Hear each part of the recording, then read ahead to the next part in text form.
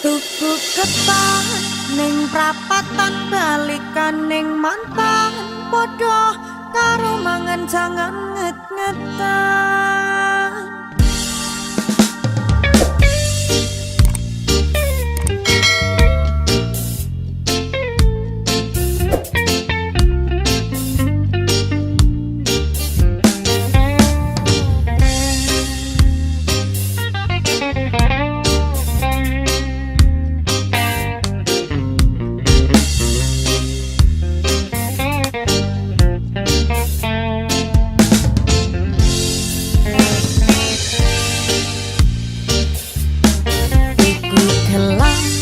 Pasar baru, pacar menghilang, cari yang baru. Ojo ngrasa cilik hatimu, masih banyak di luar yang menunggumu. Hidup kudu dinikmati, jangan sampai kamu frustasi. Apa maneh sampai stres diri gara-gara mantan kembali. Tuku ketan ning prapatan balikan ning mantan padha karo mangan jangan nget-ngetan. Tuku ketan ning prapatan balikan ning mantan padha karo mangan jangan nget-ngetan. Apa wis ra payu, apa wis ra laku, sampai kowe bundel pikirmu. Apa wis ra payu, apa wis ra laku, sampai bundel pikirmu.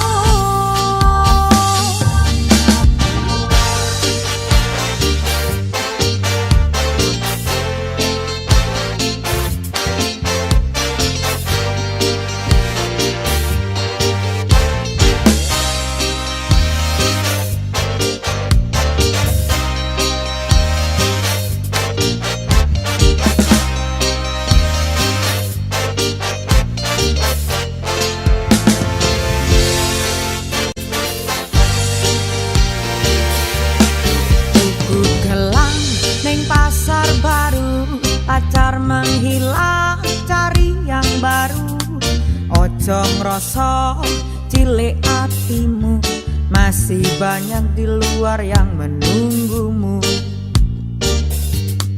Hidup kudu dinikmati, jangan sampai kamu frustasi. Apa maneh sampai stres diri gara-gara mengharap mantan kembali. Tuku ketan ning prapatan balikan ning mantan padha karo mangan jangan nget-ngetan. Tuku ketan ning prapatan balikan ning mantan padha karo mangan jangan nget-ngetan. Apa wis ra payu, apa wis ra laku, sampai kowe bundel pikirmu. Apa wis ra payu, apa wis ra laku, sampai bundel pikirmu.